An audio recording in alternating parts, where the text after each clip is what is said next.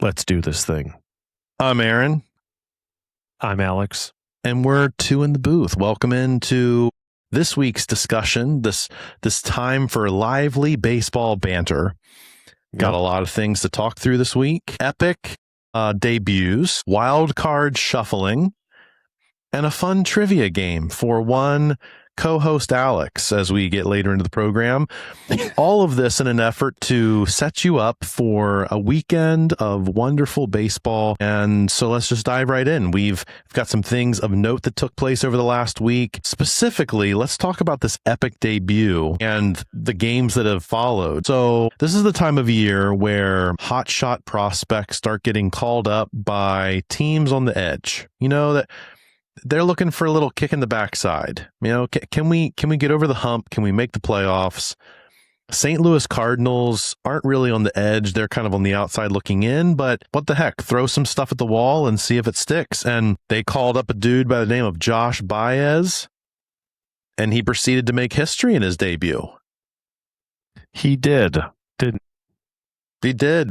3 home runs in his first 3 at-bats at Wrigley Field against the Cubs. First time it's ever happened. First time it's ever happened. First time for everything, they say. Yeah, was impressive. And he's a surefire Hall of Famer. And congratulations to Josh Baez, because Josh Baez did something that nobody in the history of baseball has ever done. And that's the beauty of baseball, is you get to see amazing things on any given day. But the hard side of baseball, the dark side of baseball, is you got to replicate that consistency over the long haul. Has he been able to do that, Alex? Well, what made less news, everyone talked about the 3-for-4 day with 3 home runs and back-to-back at-bats. And mind you, one went to center, one went to left, one went to right. And so he hit it to all fields. That was even more impressive. He doesn't discriminate when it comes to parts of the ballpark that he'll crush home runs to. He's no Spencer Torkelson. Spencer Torkelson only has eyes for the left field fence, and he will not. He will not spread the wealth, if you will. But what didn't make news as much is the fact that he followed up his 3-for-4 day at the plate with an 0-for-5 day with 3 strikeouts, and then 2 days later followed it up again with an 0-for-5 and 2 strikeouts. And what you might be asking, well, what happened in between? Well, he didn't get any hits on that day either. So his batting average after 22 at-bats is sitting at 182, which, even though that's an elite number for modern baseball, it's still less than average. And he's still sitting on 3 home runs. And again, I think it's awesome to celebrate it for what it is, something that's never happened before in the game of baseball. Yeah. But we just got to be careful, because Josh Baez doesn't need to be the second coming of, Andrew Jones or, Ken Griffey Jr. or whoever. Torrey Hunter. Torrey. Yeah. It's just let him play. And to quote the spirit of Players Weekend, just let them play. So, That's whatever. right. So anyway, it's very interesting. So his the trajectory of his career is very reminiscent to another Baez, Javi Baez. True or false? Javi Baez has more or less home runs than Josh Baez right now. Less. Are you sure about that? He's sitting on 2 or 4. So he's either. Does he have 4? Maybe he has 4. Does he? I don't think he does. I think he only has 2, actually. Let's see. Right now, Javi Baez has 2 home runs. So in one game, Josh Baez eclipsed Javi Baez. And it's interesting because both of them, when they're on, are pretty epic. And both of them, when they're off, 0-for-5 with 3 strikeouts. I would be interested to see if Josh Baez, as he was striking out in his turns at the plate, if he swung at sliders in the left-handed batter's box, because maybe there's not just coincidence in their last name. Maybe they are related. Yeah. It's worth asking. I did appreciate someone who was witty on social media after his 3rd at bat. They said Josh Baez is on pace, if his career stays healthy, to hit 6,000 home runs in his career. And so I thought that was fantastic. But Anyway. So just to put this in perspective, the American League MVP last year is hitting worse than Josh Baez is right now. So, wait. The American League MVP. Yeah. Who was Aaron Judge? No. Wasn't Cal Raleigh the MVP last year? No, he finished number 2. They weren't ever going to give him the MVP. Of course he finished in number 2 because he was the big dumper. Exactly. Yeah, no, he did not. But to your point, though, the guy who hit 60 home runs last year and should have arguably won the AL MVP, he is batting worse than Josh Baez. Yes. Yeah. All right, so we'll just leave that there. Let's shift gears to another MVP race that's in the National League this year. So it's interesting that you bring up that Cal Raleigh should have, but he didn't, because we've got a situation shaping up in the National League for the MVP race. We've got the perennial favorite and everyone's darling, Shohei Ohtani, front runner for MVP. Everyone's favorite bookie. And we've got the upstart, Pete Crow Armstrong, making a strong case for MVP. Pete Crow Armstrong last week crossed 30 home runs, 30 stolen bases for the second consecutive season. Yep. Shohei Ohtani last week hit his 30th home run. So both of those guys, 30 bombs. Pete Crow Armstrong, pretty strong defensive metrics. The one knock against Pete Crow Armstrong, and I don't know, man. I think this is what sinks the ship for his MVP case. He's not Asian. He hasn't stepped foot on the mound. And these days, if you're going to win an MVP in the National League, you got to be able to throw the ball. You got to bring the heat. You got to be a shutdown guy on the mound. And sorry, Pete Crow Armstrong. Where are you for the first 5 innings every 6th day? Patrolling center field? Well, right now who cares about that? Right now, he's the same place that Shohei Ohtani is, because he's not on the mound every 6 days right now. So that is true. And so there's that. There's the age-old argument. Just because you play more positions, or does that make you more valuable to your team? So let's think about it from an objective perspective. Take Shohei Ohtani away from the Dodgers. Are the Dodgers still in a good position in the National League West? Yeah, they're probably right in the running. Maybe they don't have a 12-game lead over the Padres and Diamondbacks, but they're probably still there. Take Pete Crow Armstrong away from the Cubs. Where are the Cubs at? Right. Probably middle of their division. He's carried them for a lot of the season. There's some other offensive firepower on the Cubs. Seiya Suzuki, Dansby Swanson, Nico Horner, Ian Happ. Some of those other guys, they can mash. But you don't have near the star power on the Dodgers. So, Alex, if you had an MVP vote for the National League Most Valuable Player, who would your pick be? And at this point, what would tip the scales in your mind towards that person?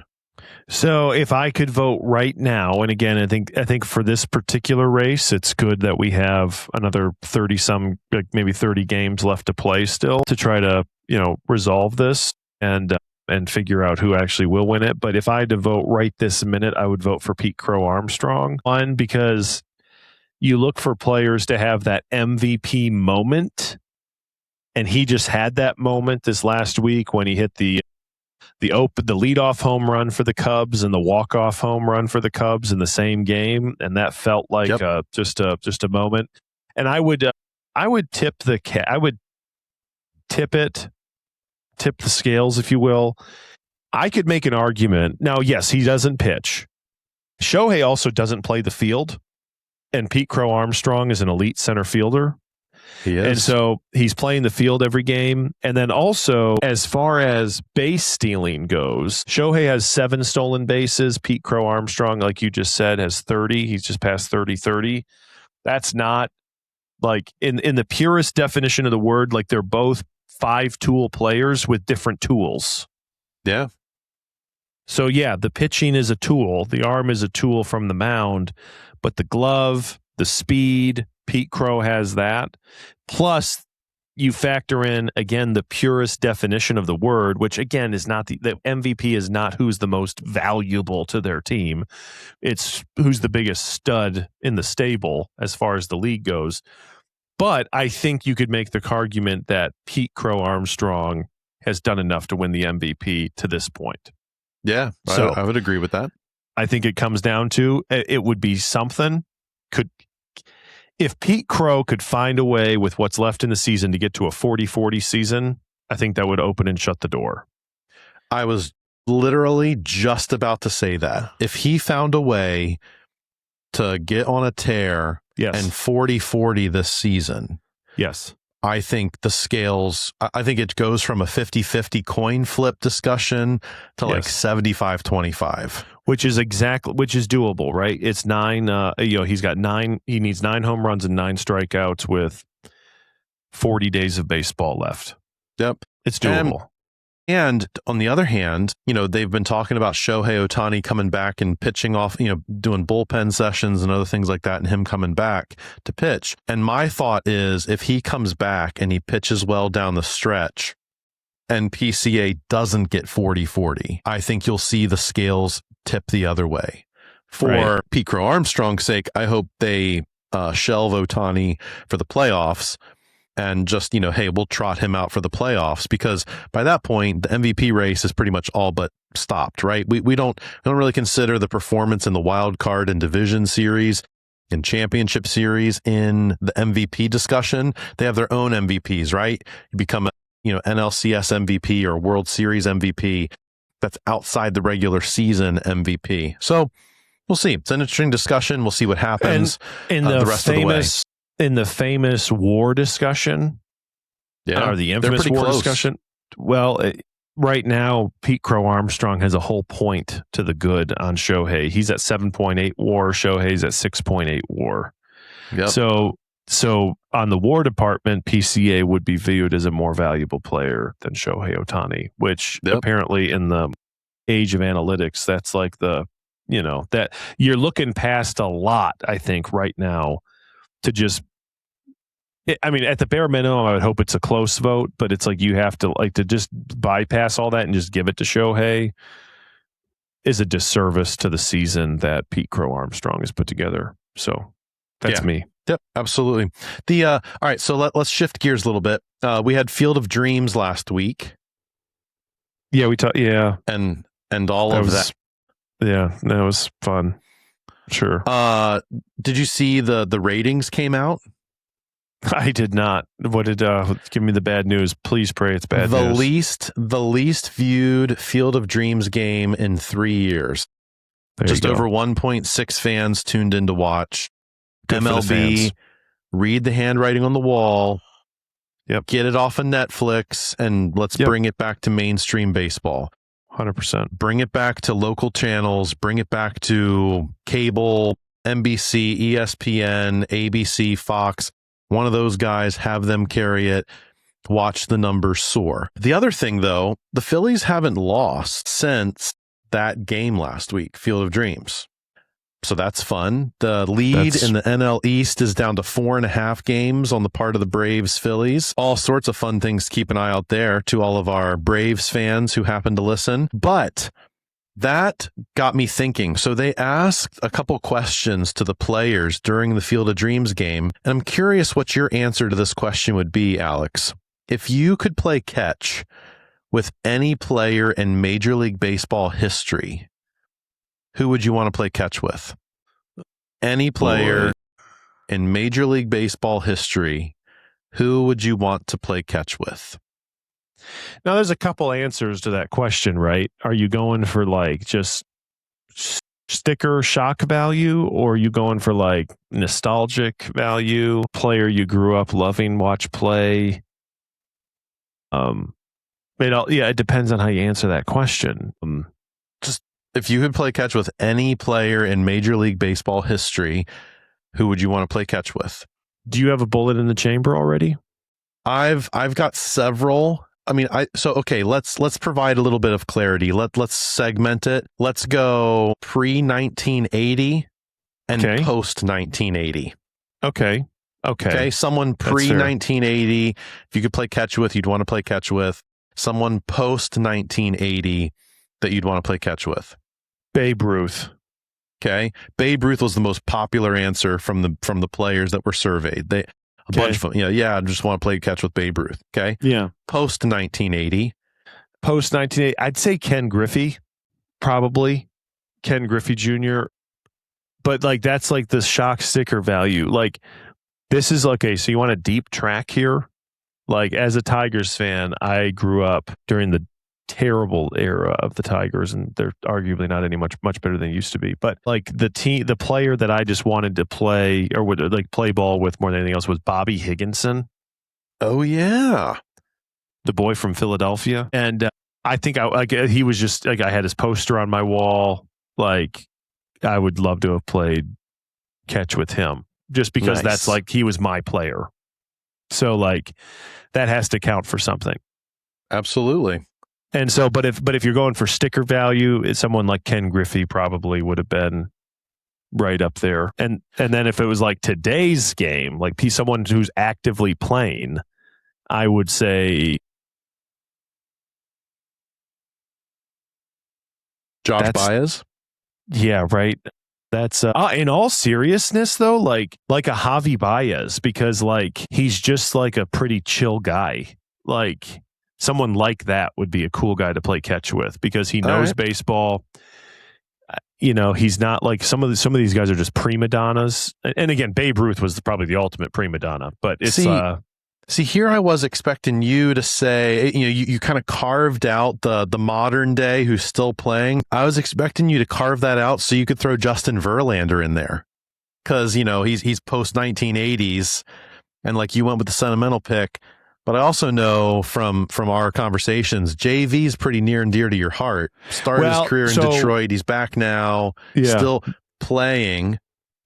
Yeah, and even I could throw in there too, like because immediately 1980 is a big window, right? But you're like Miguel Cabrera.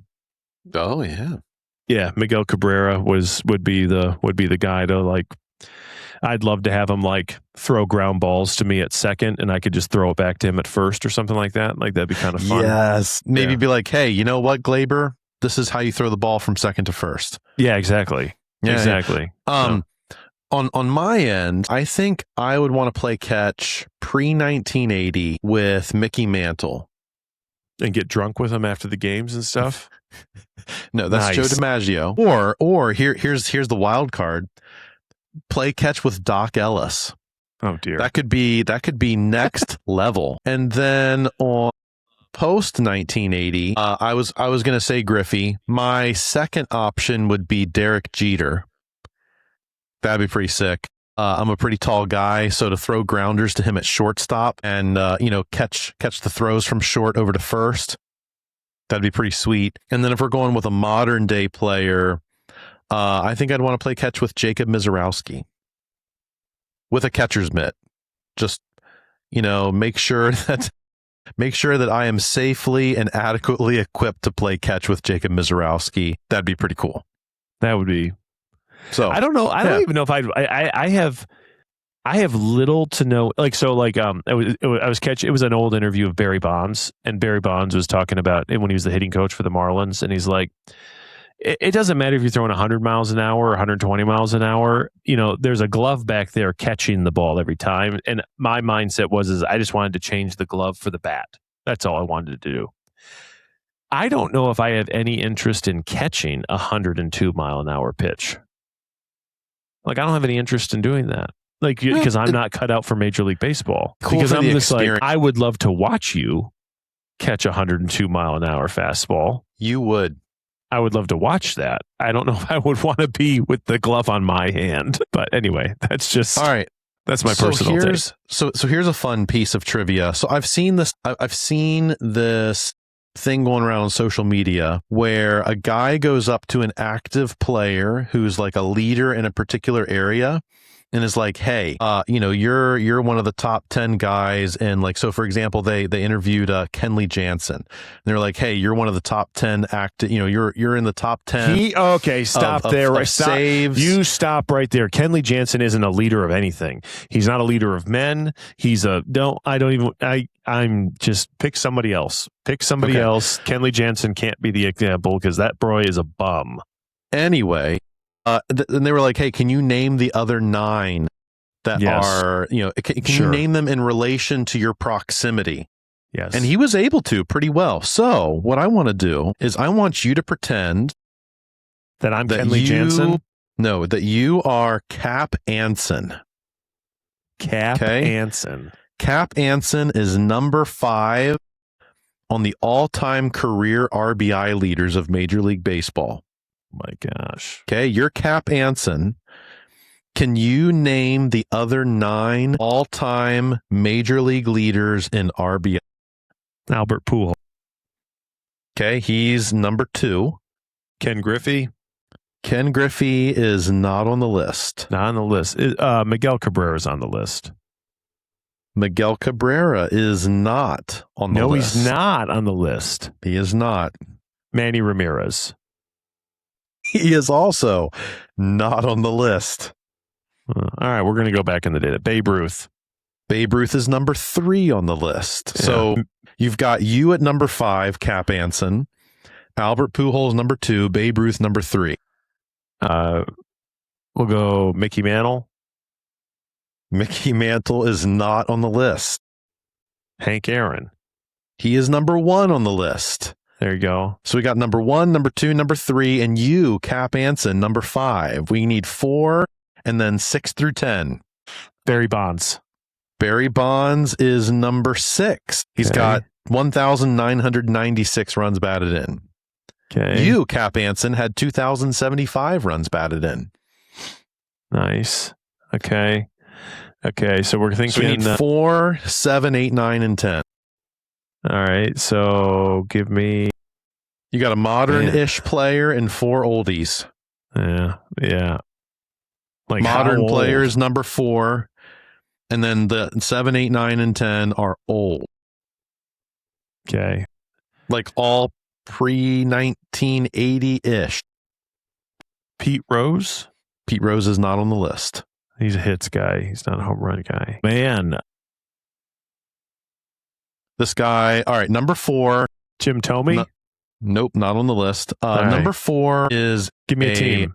Is an anchor for NBC. Jason Benetti? No. Maybe it's Fox. Fox or NBC. He's an anchor for one of them. His commentary is nauseating. Frank Thomas? No. He's big into hair care and facial products. Tans for days. A-Rod? Alex Rodriguez is number 4 on the list. 2,086 RBIs. Okay. 7, 8, 9, and 10. These guys are they're not quite Mount Rushmore, but but several of these could be considered Mount Rushmore of baseball. Mount Rushmore of baseball. Yep. 7, 8, 9, and 10. Not Hank Aaron, not Babe Ruth. Hank's already named. Babe's already named. Someone that's got a disease named after him. Oh, Lou Gehrig. Lou Gehrig is number 7. Ted Williams? Not on the list. Man, give me a team. Cardinals. Lou Brock. Nope. Close. You're in the same, a little before Lou, around the time of Lou Brock, maybe just after him. Harmon Killebrew. No. Why would you think? I don't know any Cardinals. I couldn't know any Cardinals. He's got a nickname that rhymes with his name. Ozzie Smith. No. Ozzie the Wiz Smith? No, I don't think so.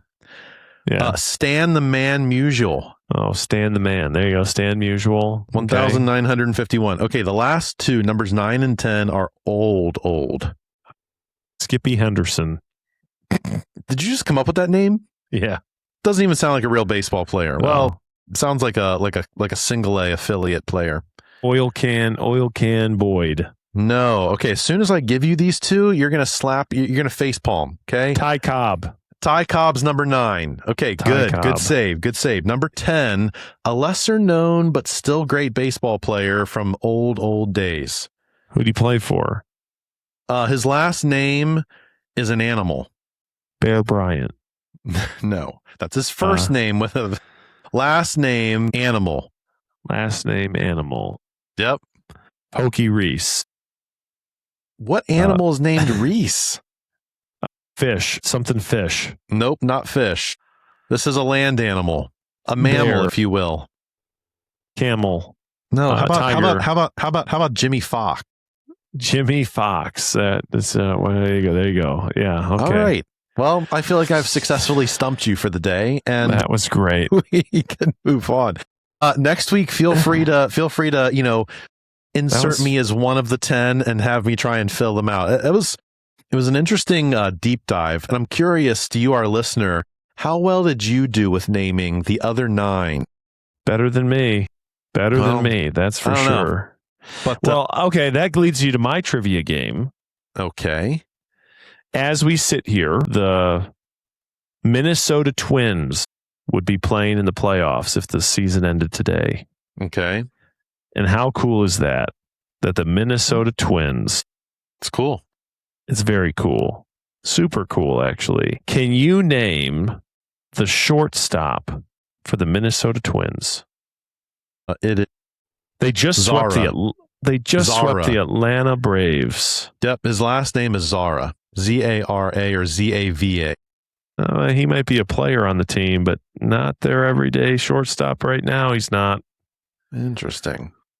He's the name of a former quarterback that played in the great city of Minnesota, the great state of Minnesota, Minneapolis. Yeah. Drew Brees. His name is Kalen Culpepper. Kalen Culpepper. Culpepper, that's right. Not to be confused. And is he related to Dante Culpepper? That I don't know. I can't say for certain. Okay. All right. Who plays first base for the Minnesota Twins? Cody Clemens. He does play first base for them. Maybe not he does. Every day. Who's their everyday first baseman? Josh Bell. Royce Lewis. Luke Royce Keyshaw. Lewis. Ah, yes. Royce, I like my hamstrings torn, Lewis. Yes, exactly. He likes the longer name there. Can you name a starting pitcher not named Joe Ryan or Bailey Ober? Pablo Lopez. Is he one of them?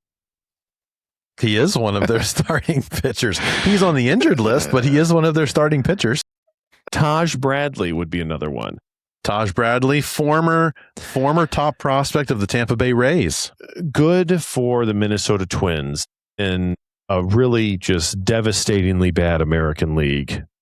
They went into the National League and they got dominated by the Phils and they dominated the Braves.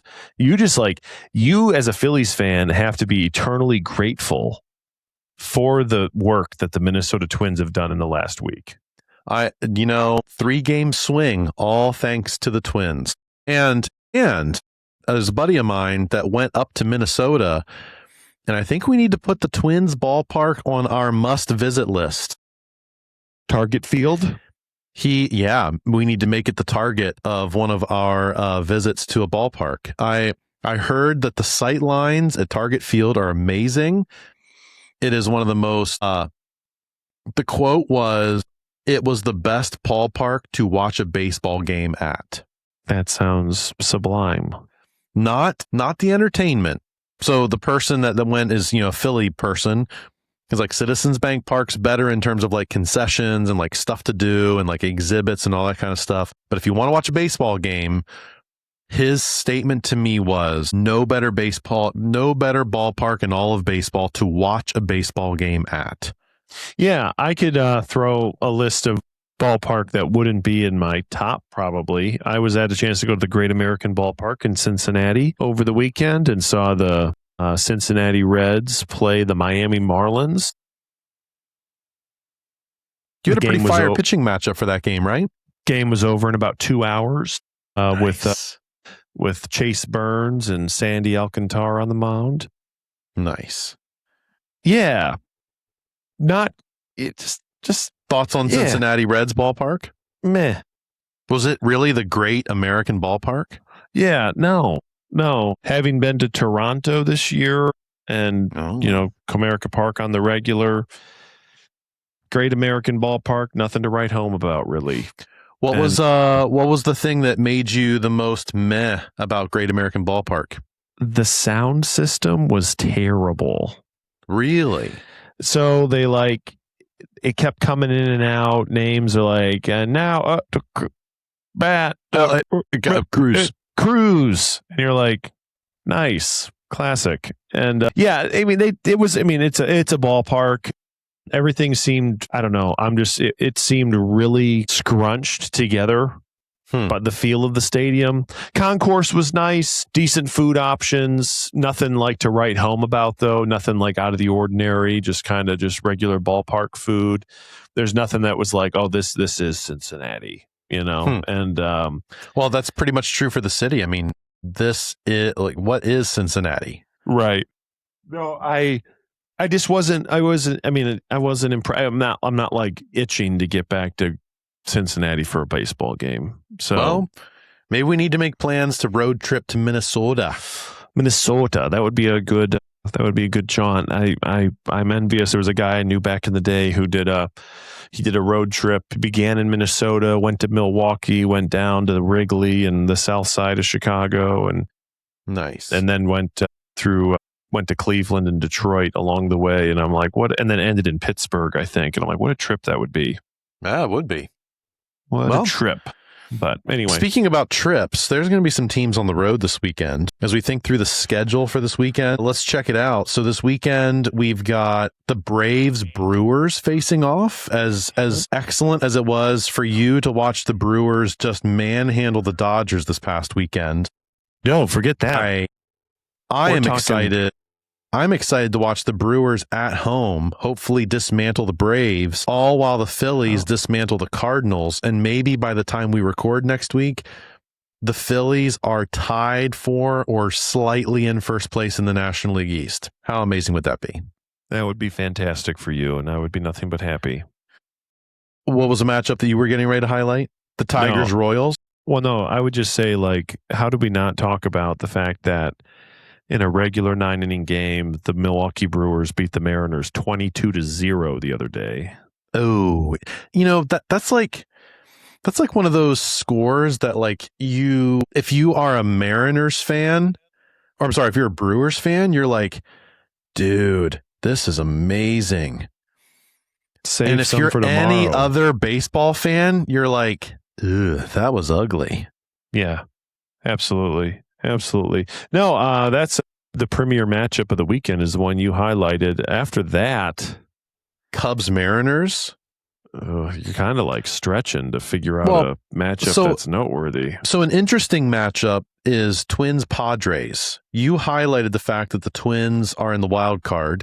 The Padres are trying to solidify their place in the wild card. Yep. You got a lot of moving parts with, how that series goes this weekend. And it'll be interesting to see if Minnesota can keep that momentum going. They're going to San Diego. The Padres are starting to find themselves. Fernando Tatis is starting to not be so slumpy. And it'll be interesting to kind of see how all of that progresses. So anyway, that's another matchup I'm looking forward to. I'm trying to think here. What's that's Tuesday. What is Major League Baseball tells us that we're supposed to really be? That can't be right. Oh no, this is a weird week. The Sunday night baseball game of the week is San Francisco at Boston at 3 Williamsport at 3:00 in the afternoon. Williamsport, maybe? Are they playing in Williamsport? Is that what that one is? Is it the Little League Classic? Is it? Is it the Little League Classic? Let's see. This game is being played. Nope, at Fenway. The Little League Classic. Maybe the Patriots have a preseason game that evening. Let's see. Little League Classic this year. It is this weekend. It is this weekend. It's the Braves and Brewers. Yeah, there you go. All right. Yeah. What? Neither one of those teams lives anywhere near Williamsport, Pennsylvania. This is a crime, folks. Really? Braves, Brewers? the Cubs and the Dodgers live nowhere near Japan, but Well, yet they played in Japan. That is true. Fine, I'll give you that. Whatever. Yeah. This just makes it even better. The matchups for this weekend mean that you should probably watch a lot of Little League baseball. Well, and what better way for the Braves to have the nail put in the coffin of their season than in Pennsylvania, not playing a team from Pennsylvania, but the Brewers doing our dirty work for us. That's better. True. That's true, man. Yeah. So, we'll see. Maybe this time next week, I'm a happy man because Phillies are in sole possession of first place or very close to it. We'll see. Maybe the Tigers have the third wild card spot. We'll see. Nope, that's the wonder of what's going to take place this weekend is we don't just have one game. We've got a multitude of games this weekend. So enjoy the ramp up to September baseball. We'll be back next week. And until then, we're out of here.